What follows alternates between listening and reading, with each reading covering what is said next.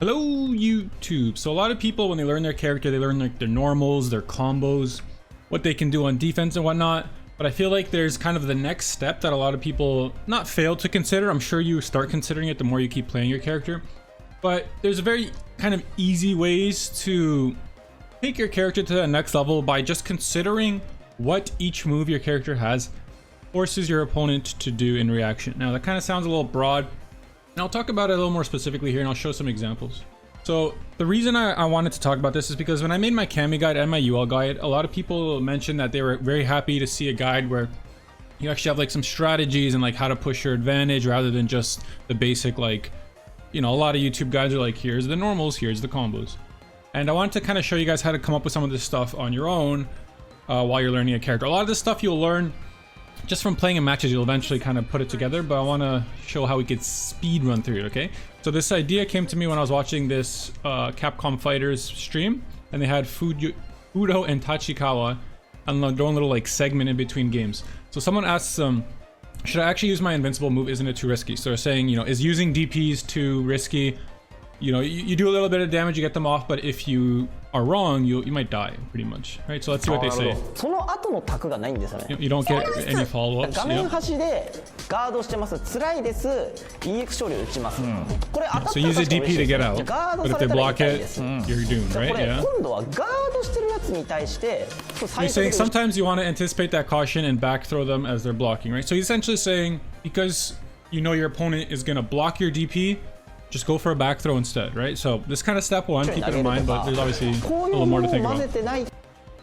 So this is kind of the thing. If you're not mixing it up with that kind of option, you're not capitalizing on the true value of the invincible move.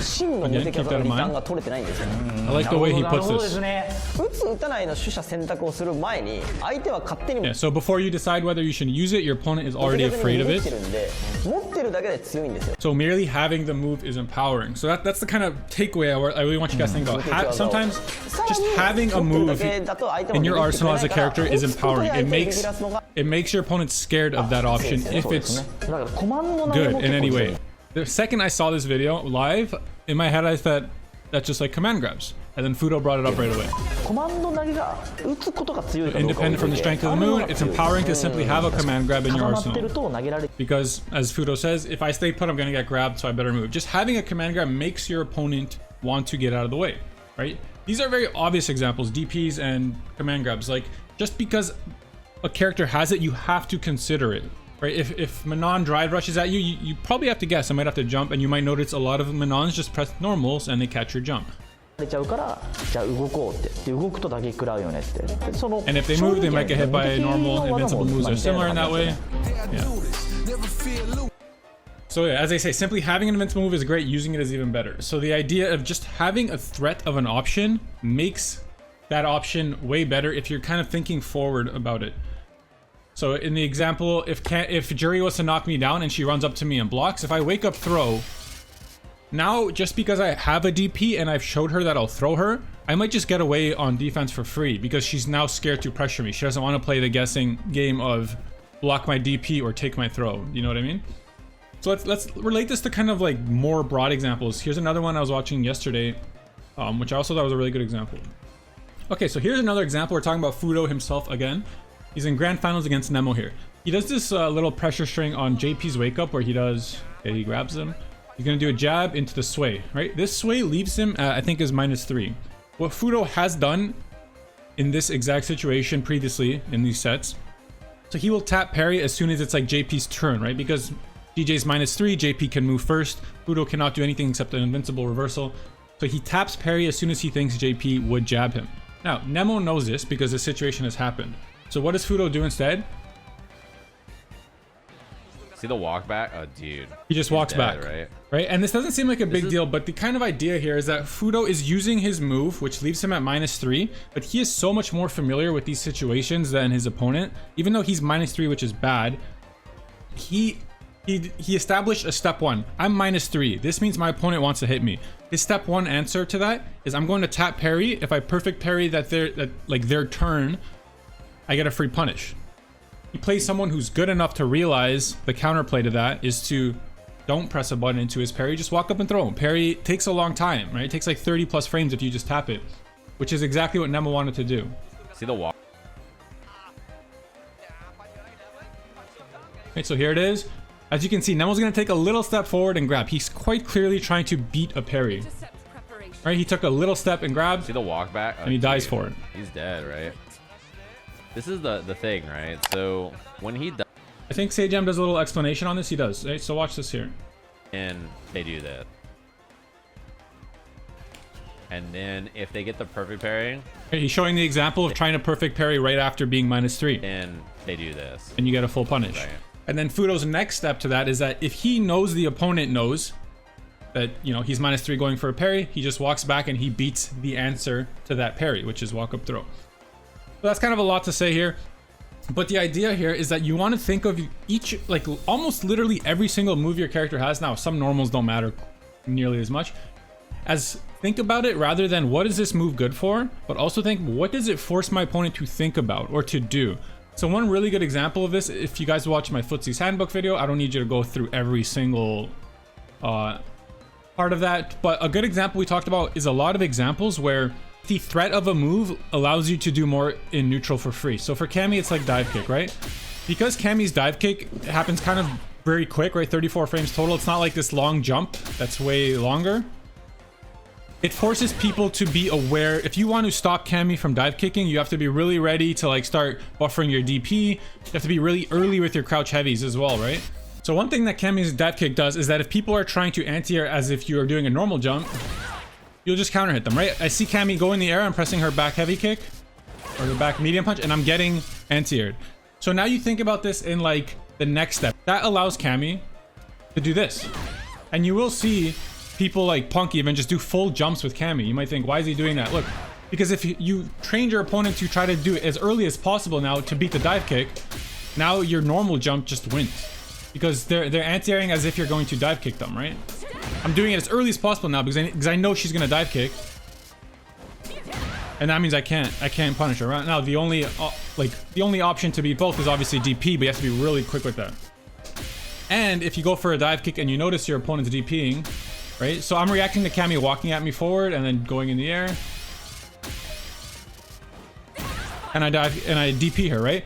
So now as the red Cammy, if you're even one step past this kind of mix-up of baiting your opponent to think a certain way because dive kick exists, you might do something like this.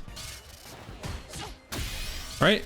This looks so basic, but now I'm trying to buffer a DP because I think she might dive kick and she just dashes at me.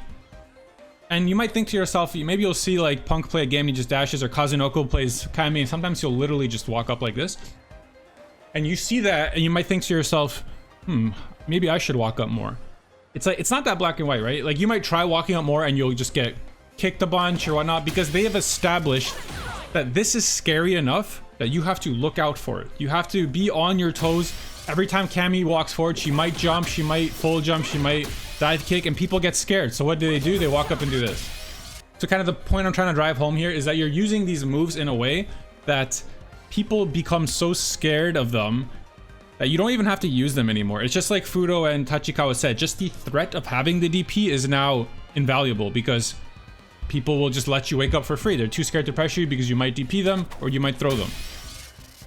People are too scared to kind of commit to a button early because Cammy might dive kick over it. She might full jump over it if you're trying to beat the dive kick, so they just walk forward and do this.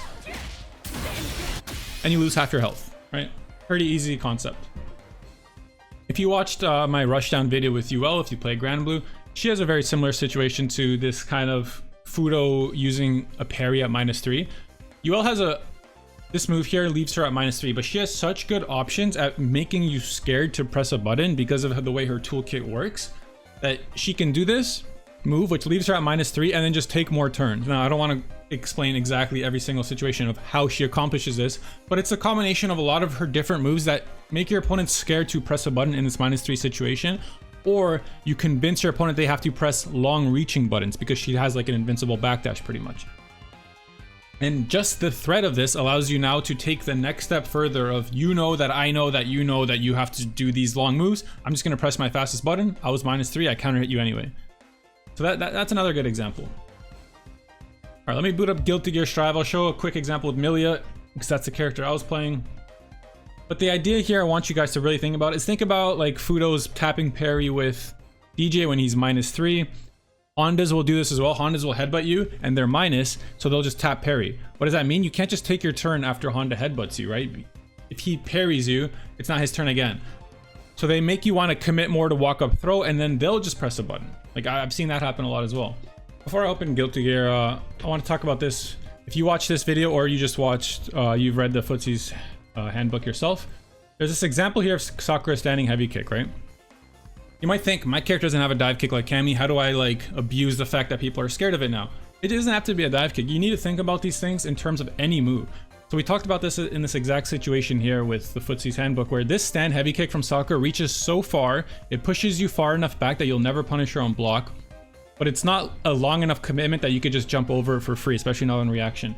So it makes people kind of scared in neutral. Like the Iori here, he's going to be blocking a lot, right? He's blocking. He doesn't want to fish too hard because he doesn't want to just run into Sakura stand heavy kicks. And what does Sakura do? She walks up and throws him. This is the exact same example where the Sakura has built a strategy, like a kind of small game plan within the game, just around this one heavy kick normal, because she knows that if, you know, the Iori just blocking my heavy kick, he's now scared to either move forward or press buttons in neutral because they're going to lose to my heavy kick. So what's the response? I have baited this guy. I've conditioned him to stand still because of my one move, even though it's minus.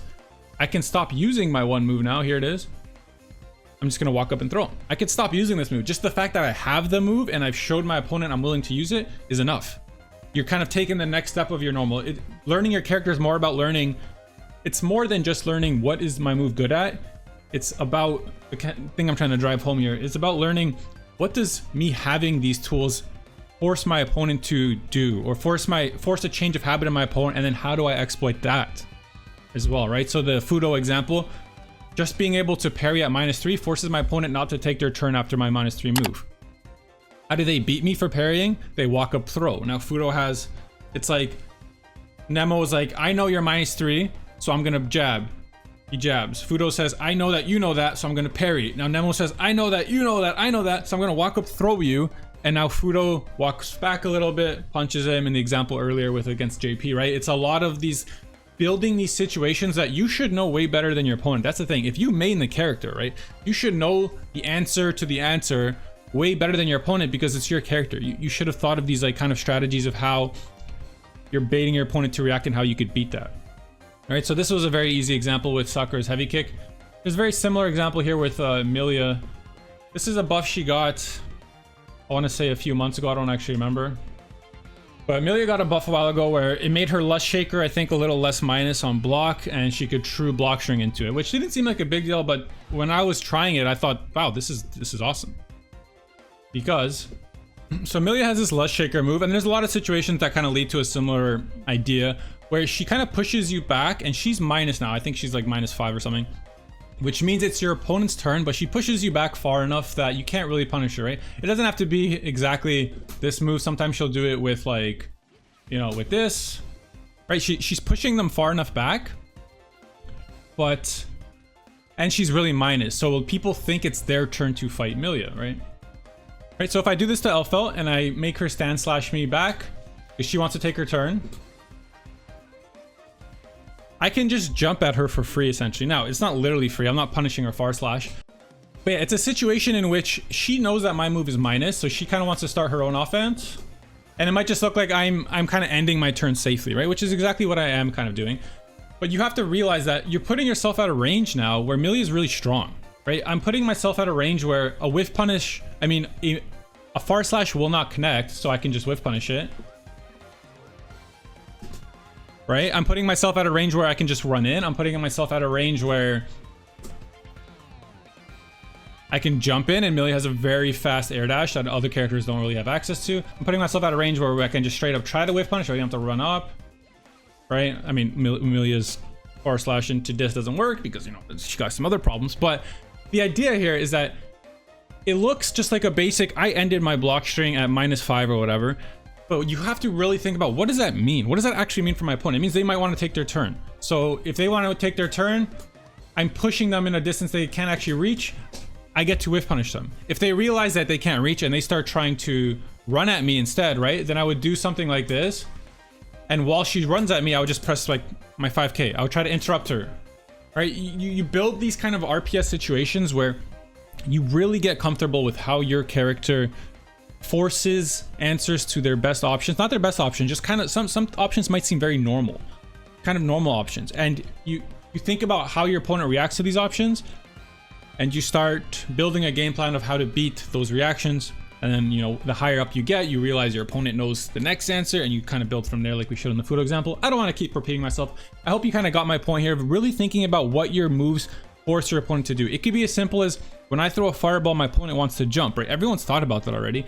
Rather than having a fireball, no one thinks my fireballs are sick unless you play like Guile. I get to do so much damage. Most of the time you're thinking, I throw a fireball, it forces my opponent to jump, I'm going to start answering them, right? And I want you to kind of use that framework of mind and think about everything your character does, like literally almost everything. If I whiff this move, here's another example. Here's another example from Footsie's Handbook again, right? So I played against Idom early into Street Fighter 6. And what did he do? Sometimes he would use a move that kind of looks like, I don't know Manon well enough, maybe you can call this cheese, but I think it's just a normal thing we'll talk about in general. But he's using Manon's crouch medium punch, which looks kind of like this far-reaching committal move, but it's not that committal. What he's essentially doing, he does this to me a lot, is he whiffs this move and then he presses a move that would only like catch my counter poke, right? Yeah, so he whiffs his move and then as soon as he's done, he does the back heavy punch or whatever that is. It caught me. Like by using a move on whiff, he knows it baits me to want to either whiff punish or you take that turn. Here's an example of Big Bird doing the exact same thing. Watch this. He whiffs this move. This looks like the longest recovery move of all time. It might be. But what does that mean? It means that Xiao Hai wants to whiff punish him. He just whiffed like this huge move. And what happens? Xiao Hai also whiffs a move and Big Bird punishes, right? He used it on purpose as like a bait of just missing this move makes my opponent think that they can punish me, but I don't think they can. Like this might be risky because you can literally get whiff punish for the first one, sure. But maybe he's established earlier that he can whiff moves and Xiao Hai's not like super whiff punish. He's not on point right now, whatever. The idea here is he's building this strategy around whiffing a heavy kick, right?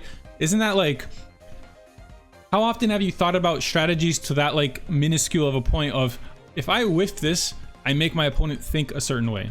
You know what I mean?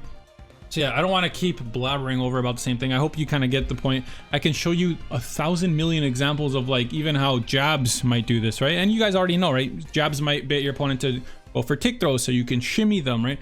So think about this in every aspect of your character. You really want to try to get the most out of your character by taking situations which seem like they should be bad, like whiffing a heavy kick or being -6 on Millia or getting your dive kicks blocked on Cammy.